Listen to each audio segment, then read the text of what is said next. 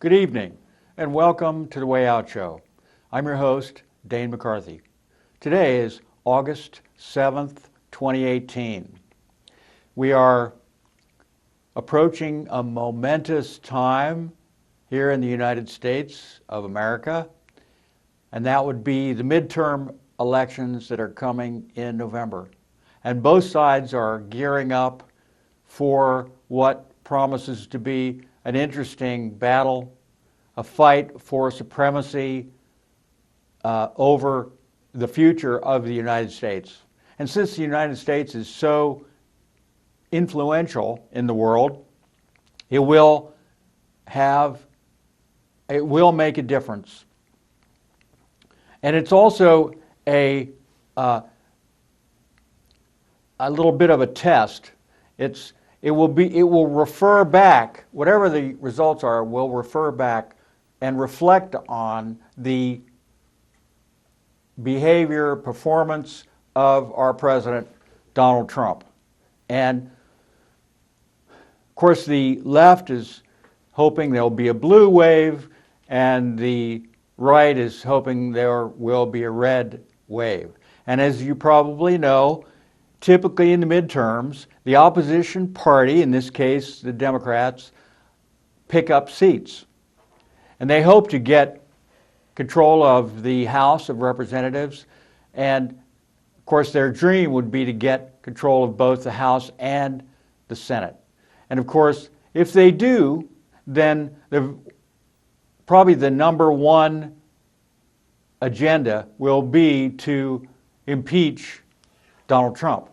But what they would impeach him on is an interesting question. I have never seen anything concrete that they could actually use to impeach him. So the chances of impeaching Donald Trump are virtually nil, because the bar that is required to actually unseat a sitting, duly elected president is very high.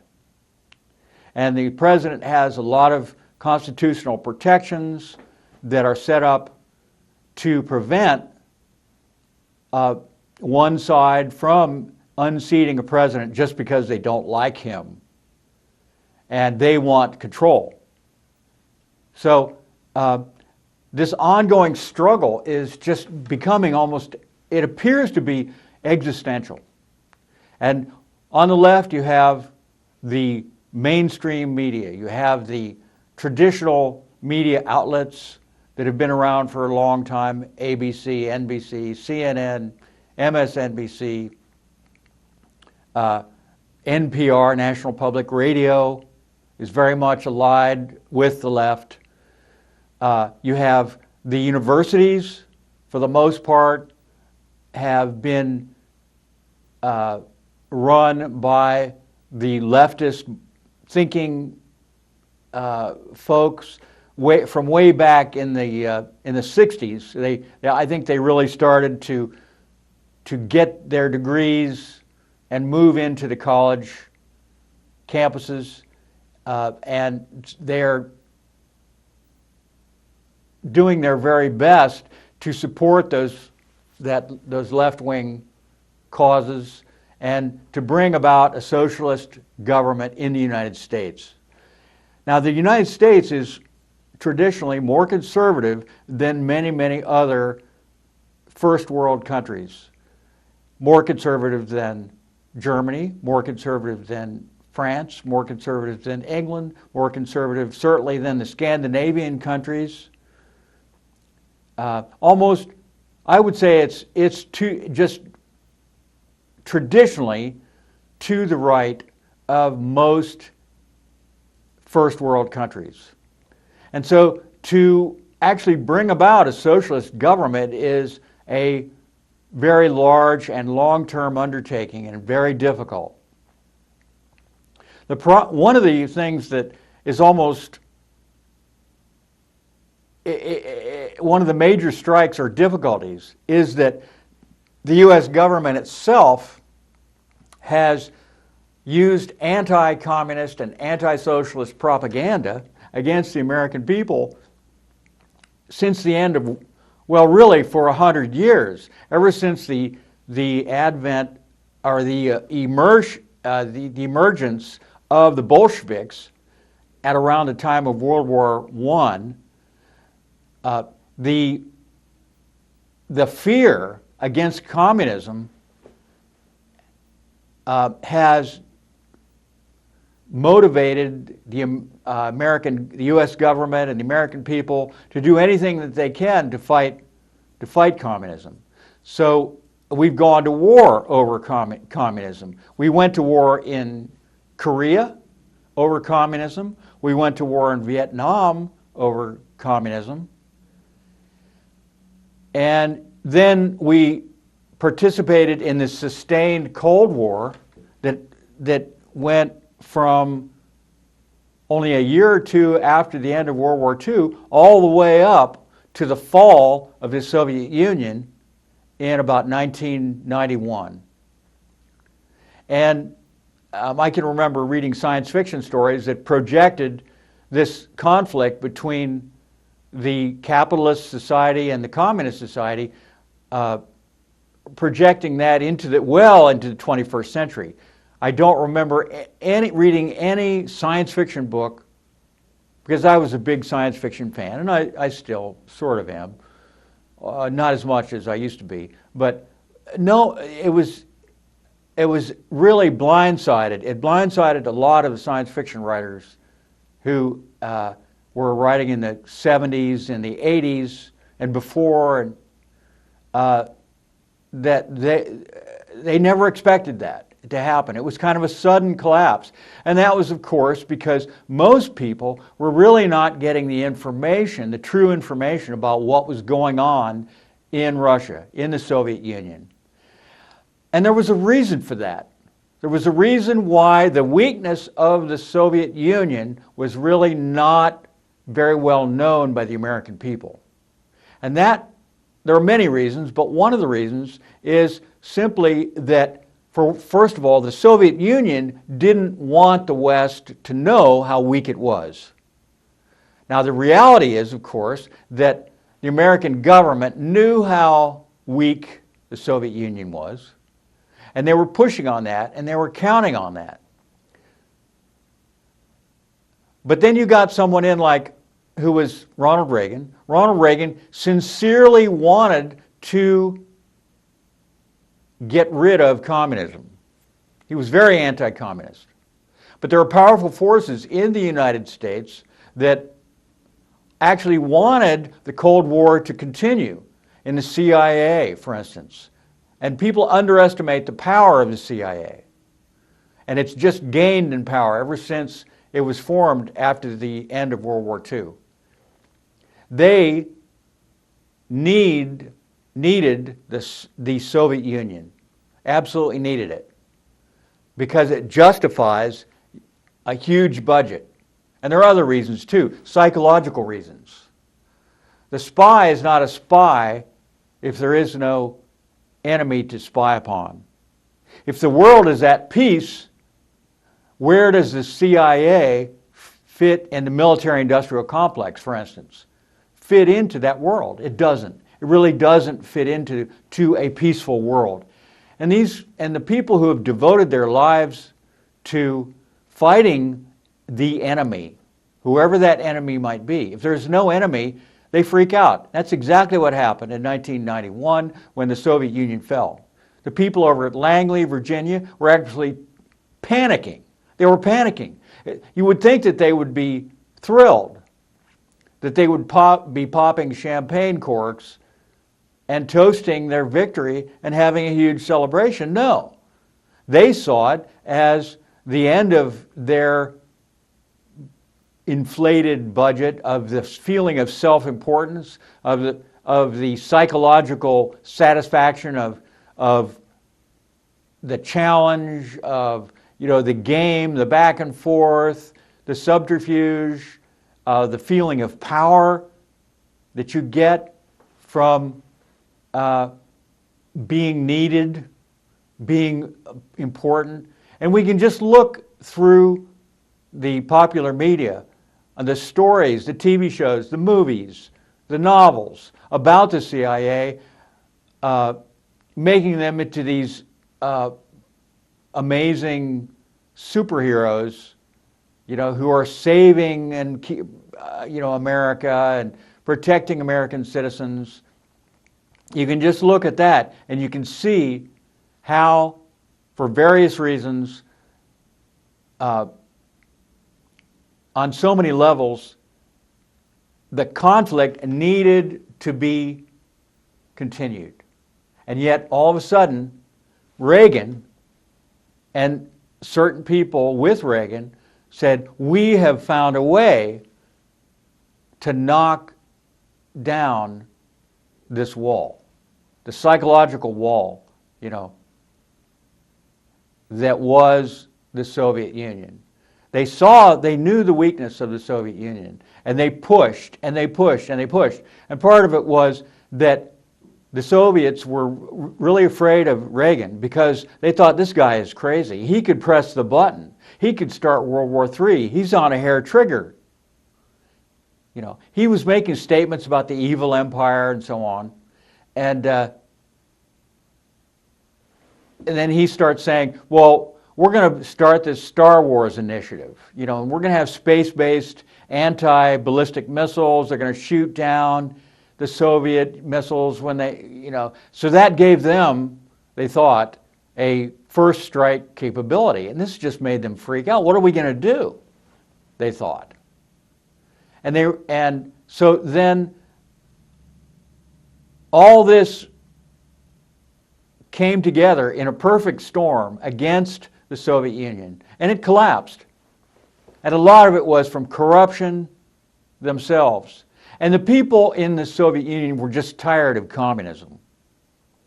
They couldn't maintain this artificial, very intellectualized system, which is not really based on natural human behavior, mammalian behavior, in which the individual is first. The idea of communism is that we are not an individual. We act as a group. And this is against nature, because if nature is composed of individuals, every human being is an individual, not part of a group. That is, the idea of the group of humans is an artificial construct. It is not natural. So we can try to work together as a group in certain instances. And sometimes that works and sometimes it doesn't. Sometimes it becomes worse and more difficult and anti-productive. So the idea that, like in a communist state or a socialist state, that what we're going to do is collectivize our effort, and we're going to put a few managers at the very top to run the show. And you can see the difficulty with this right away. If you put all the farmers under one manager or a small group of managers, for instance, and they start giving instructions that are for the entire group of farmers, and you take away the power of that individual farmer who maybe has been farming that land for generations and knows the individual properties of that land and has an instinctive understanding of how to get the best harvest out of that particular plot of land. And you take that power away from him, or you, like they did in the Soviet Union and also in Red China, they just simply collectivize the land and they move the owners off the land. They kill them.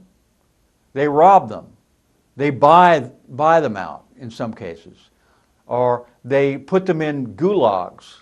Or they destroy them in some way. They demonize them. Call them kulaks in Russia. They call them kulaks. Very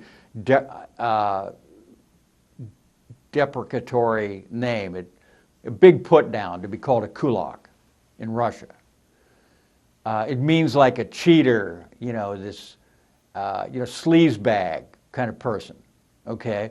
And these were the wealthy peasants in Russia whose land was taken away by the state.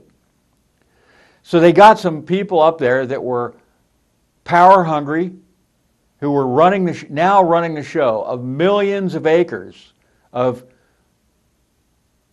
prime farmland in Russia. And they said, okay, this is the way we're going to do it. But they really knew nothing about farming. And they said, well, we're just going to do this all together as a group. And they put all these non-farmers out there, and the whole system of growing food just completely collapsed because they didn't know what they were doing. They were incompetent.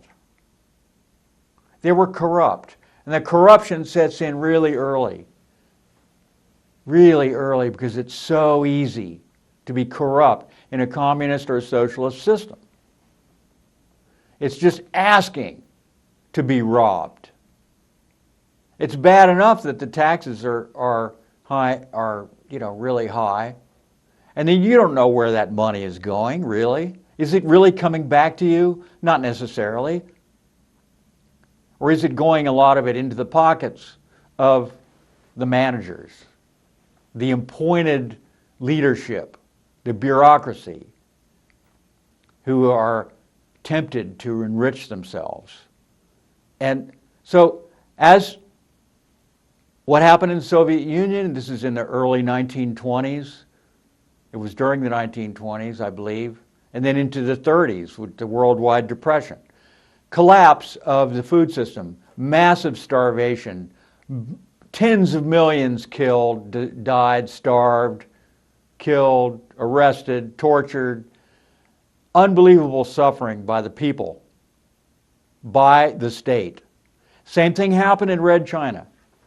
Same thing happened in many other countries that went communist. Now, it is true that so-called communist countries, tyranny, so-called capitalist countries, when there is tyranny, there is going to be suffering by the people. There is going to be thievery, corruption. So it doesn't matter whether it's communism or fascism, it's on the right or on the left, whether it's a small group of elitists, the power elite, who run the show in a small South American or Central American or African country. It doesn't matter what your ideology is. Tyranny is tyranny. The old saying is, it doesn't matter when the hobnail boot is on your neck, it doesn't matter if it's the left boot or the right boot. It's still a hobnailed boot on your neck, and it feels just as bad. So this is what Americans have to appreciate when we look at the United States. And no system is perfect. There will be corrupt people in any system who will attempt to take advantage of their power. But we have to understand that we now live in a country that has the oldest continuously used, continuously employed constitution of any country on planet Earth. Our system of government has lasted longer than any others. This is a record the United States has.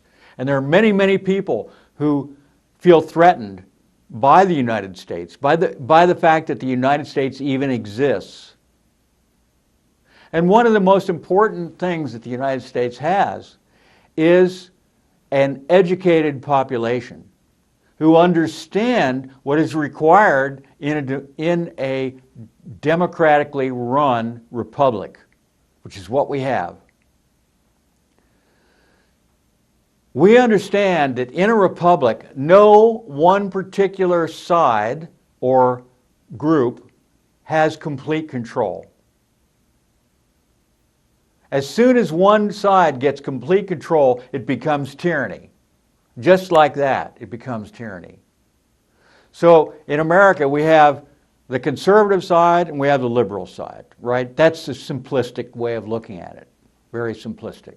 But, okay, we have the liberals and the conservatives. Both sides have something to contribute. Both sides are needed. When the conservatives are in power, the liberals are the opposition. They have a really important role to play, and that would be to keep the conservatives honest as much as they can, to keep them from taking advantage of their power. The same goes the other way. When the liberals are in control, then the conservatives are the opposition, and they help to control and limit the power. They become the watchdogs. Each side, when they're out of power, becomes the watchdog. They're absolutely essential for a functioning democratic state such as we have. So it's a balance. The balance is required. And whenever the balance is unbalanced, then there is disharmony, tremendous disharmony, and a threat to the continuation of the republic. And this is why when so many Americans, they instinctively understand that when one side is threatened, they go to that side. When one side becomes the underdog, they support the underdog. This is the same way sports teams, but in a very simplistic way. Some people like always to support the underdog in a sports team, in a baseball, football, basketball team. So they want them to come up because they have an instinctive sympathy for the underdog. And they understand that there needs to be a balance, that it's dangerous to have one group dominate. If one group manages to crush the other group, if the conservatives manage to crush the liberals, or the liberals manage to crush the conservatives, then you would have a state of disharmony, tremendous disharmony. Now, I'm not saying that harmony is the goal. When there is a balance, there's always going to be conflict between the two sides, because one side is going to try to promulgate and implement its policies. The other side is going to try to stop them from implementing those policies. So there's always going to be conflict. And this is one of the things that a lot of people in the United States don't understand, is they say, well, why can't everybody just get along? Because the system was not set up so that everyone would get along. A republic is meant to have people in conflict pretty much all the time. And both sides act as a check on the other side. The government in the United States is actually set up that way. You have three equal branches, and each branch is supposed to be equal. If they're not equal, then there's a difficulty, there's a problem. And when one branch tries to take over too much power from the other branch, then there's conflict, because people say, whoa, whoa, whoa, whoa, you are grabbing too much power. If the executive branch tries to grab too much power, the legislative branch and the judicial branch may very well go against that, because they instinctively know. And this is what Americans need to understand, is that the conflict is absolutely necessary for the continuation of the republic. If there was no conflict, then you open the door to the most repressive form of tyranny. And because, why is there no conflict? Because one side is so repressed that they are afraid to challenge the other side because of the consequences that might happen. This is one thing that Americans understand instinctively, Other countries, they really have a difficulty understanding how a republic works. They think their side should gain control. Because, well, they think, well, we have the best side. We have the answer. We have the true answer. Therefore, we should have complete control. And this is the way Marxists and socialists and communists often think. They say, we have this perfect system, and we then can make this country into a utopia if we were just given the chance. And if you talk to Marxists and you say, well, what about Cuba? I mean, look what a mess Cuba is. Or look at Venezuela. Oh my God, it's a nightmare. Look at Zimbabwe or South Africa or Vietnam. These are not, or Red China, which is still a communist state. And they've had to let in a lot of capitalists because I think the leadership would have been overthrown by the people if they had not let a lot of capitalism in and allowed capitalism to work in Red China. That's why Red China is doing so well. It's not because of communism that Red China is doing so well. It's only when they let capitalism in and they let the market forces actually work in China. And they understood that. And they're trying to control, the state is trying to control your business. So an American business can go into China and you have this incredible cheap labor force of, billions of people. And this, the hard-working Chinese people, the loyal Chinese people, the savers, the Chinese are the savers of the world. They're careful with their money and they put it in the bank and they save for the future. And this is good for the country that they save. It makes the country stronger. And so, but the Communist Party in China tries to keep control of a capitalist system. And I don't know how long this is going to go on. They seem to be gaining almost complete control over their people. The people are so afraid in China of saying anything against the government because they know the consequences. And they're just using technology now to ramp that up, to tighten the screws down on the people to prevent them from having any outlet at all for their views of dissent.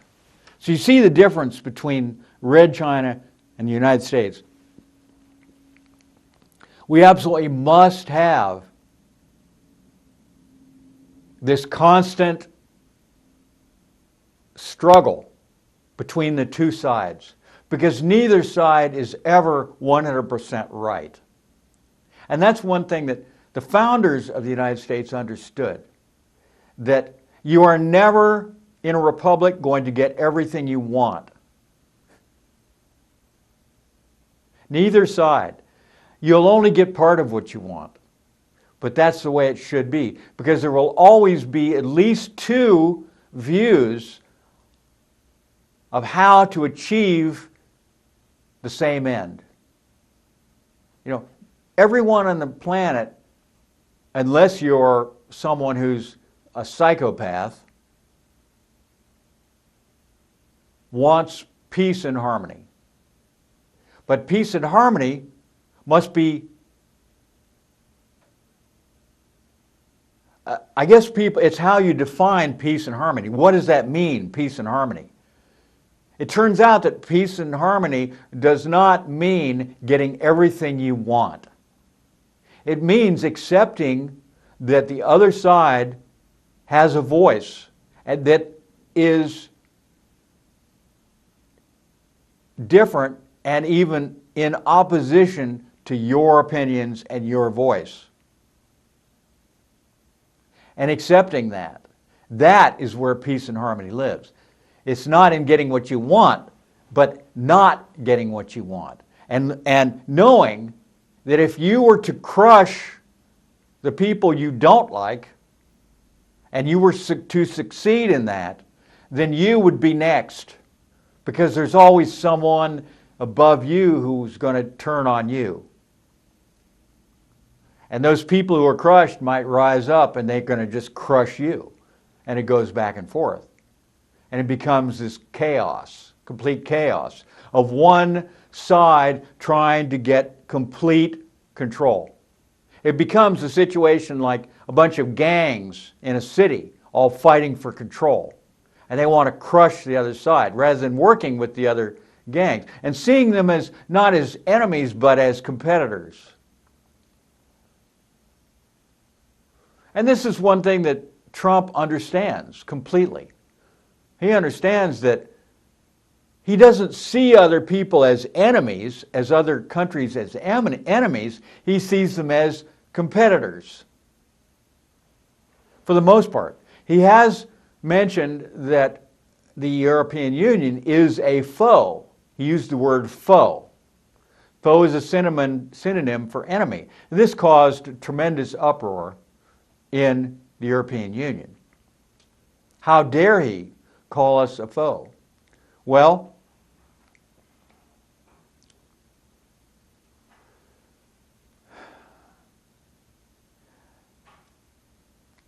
it's really difficult to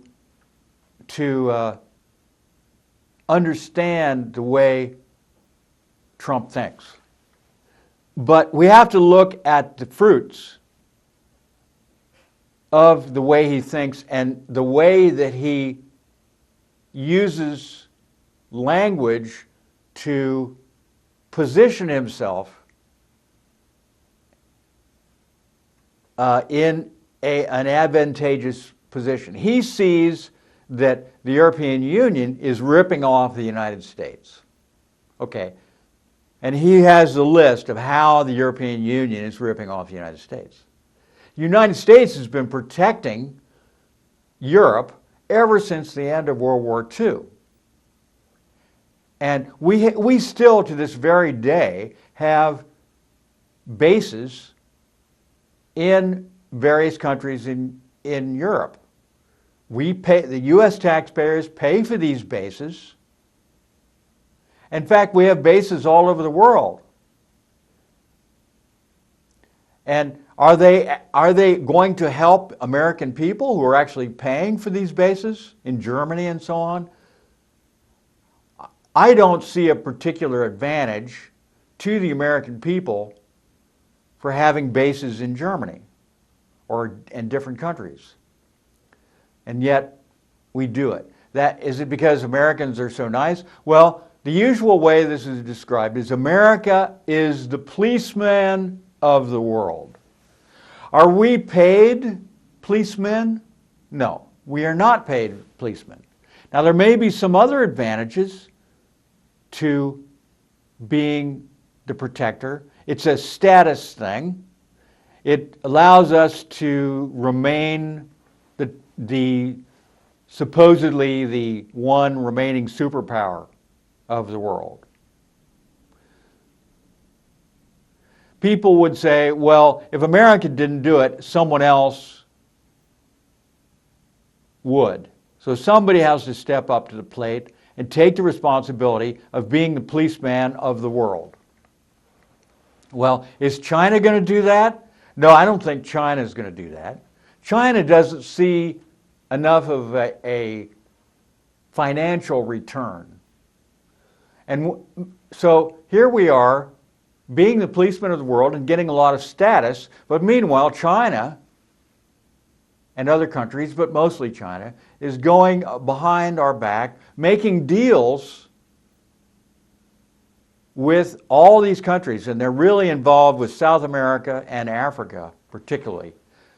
There are tremendous wealth and assets to be mined, literally, in these countries, untapped natural resources that are necessary to compete on the global level and to create the products that are more and more being used in the 21st century. These are the rare earth minerals and so on. Now, America wanted a piece of that action, so what do? We go in and attack the place. I hate to say we, I should say they. The military-industrial complex, which has a vested interest in creating military conflict. So we go into Afghanistan, and we're still in Afghanistan. Afghanistan has always been the linchpin, the center of power because of its geographical location in Central Asia. Because it's surrounded by other countries. Anybody who controls Afghanistan has access to all these other countries that touch Afghanistan. And so, throughout history, people who have ambitions to conquer the world have understood that they needed Afghanistan. So there we are in the famous or infamous graveyard of empires, fighting a useless, pointless action, spending billions of dollars of U.S. taxpayer money, and essentially, why? To maintain our status in the world. But it may not be the best way to do it.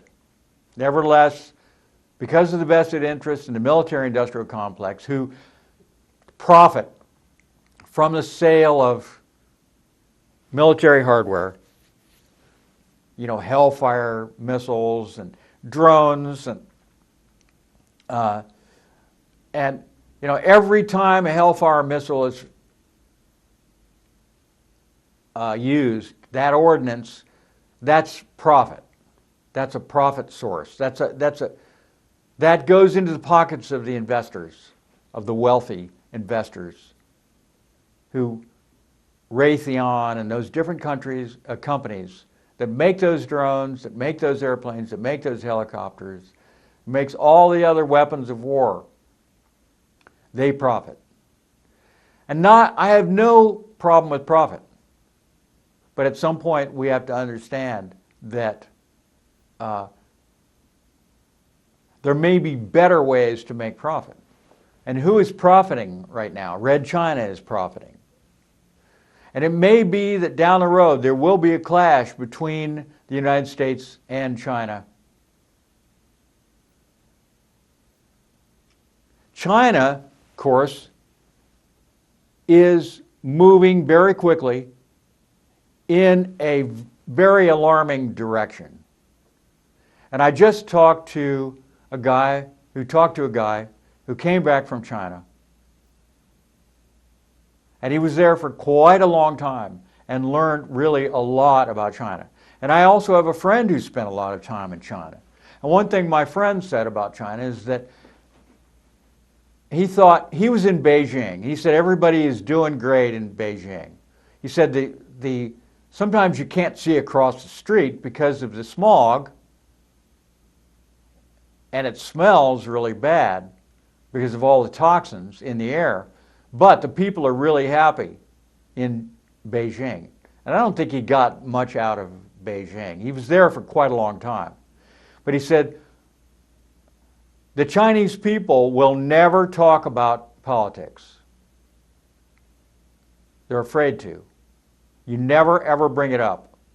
You never talk about the government or politics. You talk about anything else except that. Then I read about a new program that is being instituted on an experimental basis in China, in which everything you do, and you're required to have like an iPhone, this type of thing, and everything you do is scored, and it's a government score. It's kind of like your credit score. Everyone in America has a credit score. And some decisions are based on your credit score. If you have a high credit score, you can get a loan from a bank. If you don't have a high credit score, you very well may not be able to get a loan. Well, this idea is expanded to everything you do, where you go, what kind of car you drive, how you think, what you put on your Facebook page, the comments you made. If you criticize the government or do anything the government doesn't like, they're going to find out about it through this total surveillance system, and they're going to lower your score. And there will be consequences for having a low score. The perks that are available to someone with a high score will not be available to you. And you could see how terrible that would be. And so you have everyone competing with everyone else to try to get a high score, because you have access to a better job, a better place to live.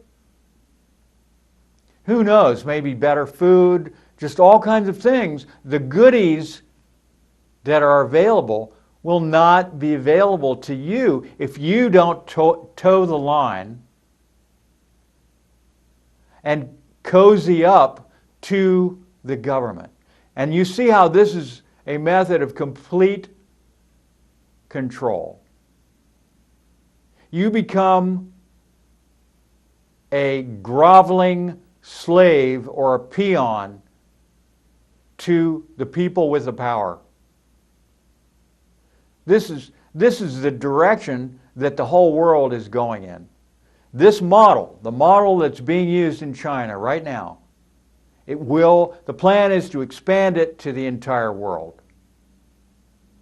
Get rid of cash completely.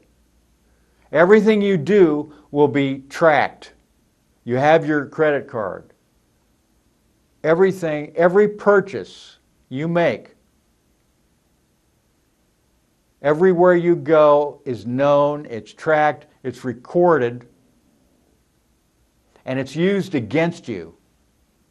Anytime you transgress against a law, that's recorded. Now, they may not do anything about it because there are so many laws, there will be so many laws, so many different ways you can transgress, you can break the law without even knowing it. There are laws being passed that are on the books that are not enforced. And it makes everyone a potential felon. And that's the plan.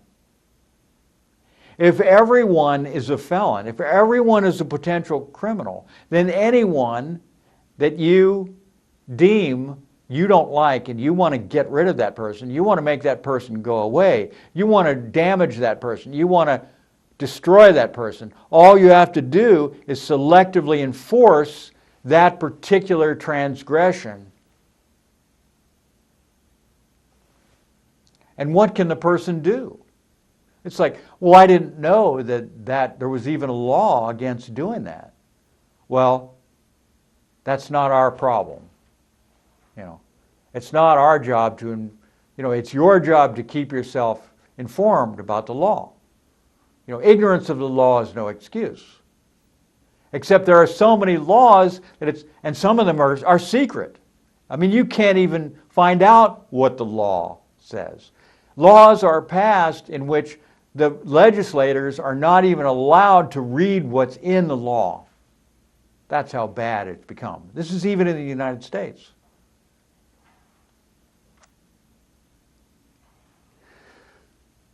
But it's absolutely essential that people are willing to look at this and stand up to this and be aware as much as possible.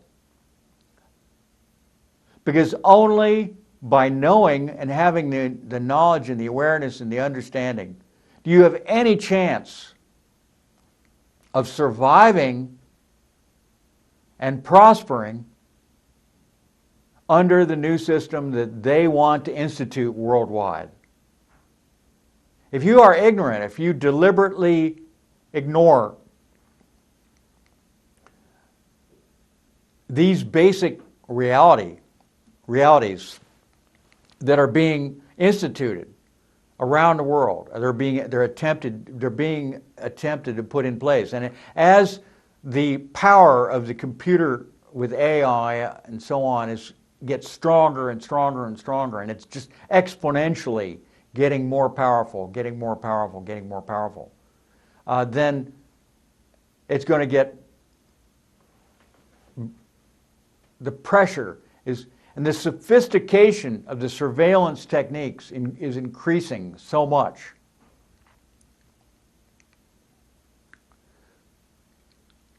that the threat to humanity is enormous.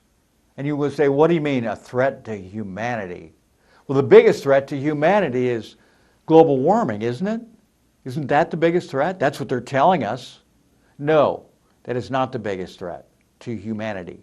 The biggest threat is the collusion of the government and corporations to make the global corporate state, which is not run for the benefit of the average citizen. The average citizen is more and more becoming it's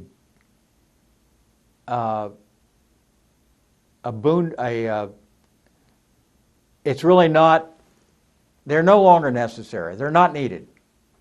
In the old days, massive numbers of people were required to get things done. Like, for instance, a mine. You needed men to go in that mine and dig out that coal, or whatever it is they're digging out, by hand.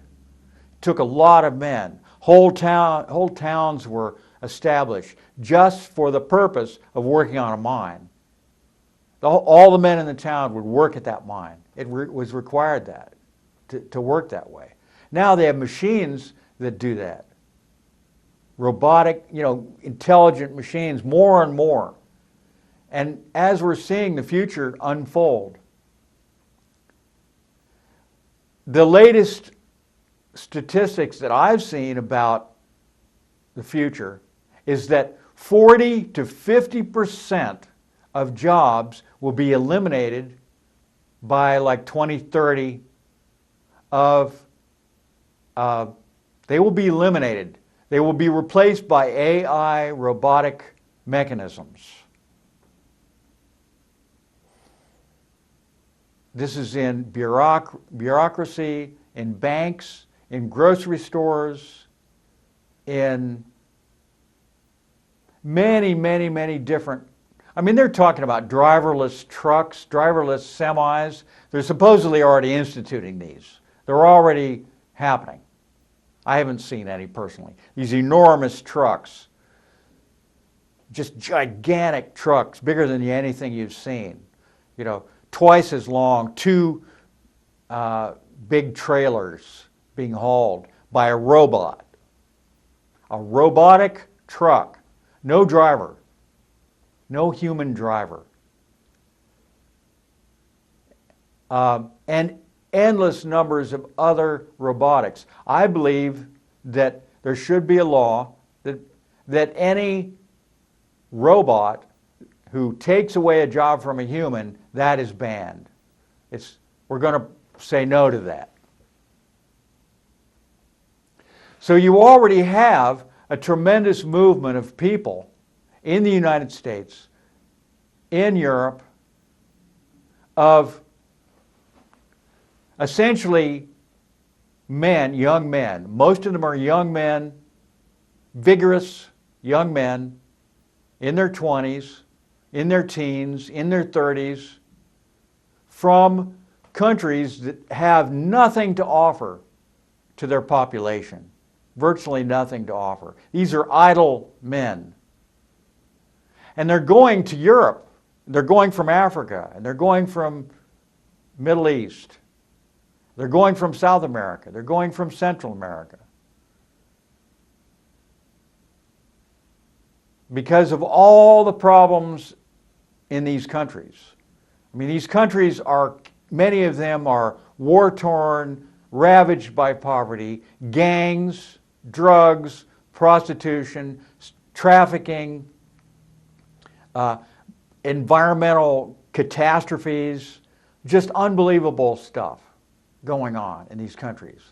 And so then there are people in the United States who want to open the border, and they essentially want no borders in the United States, open borders.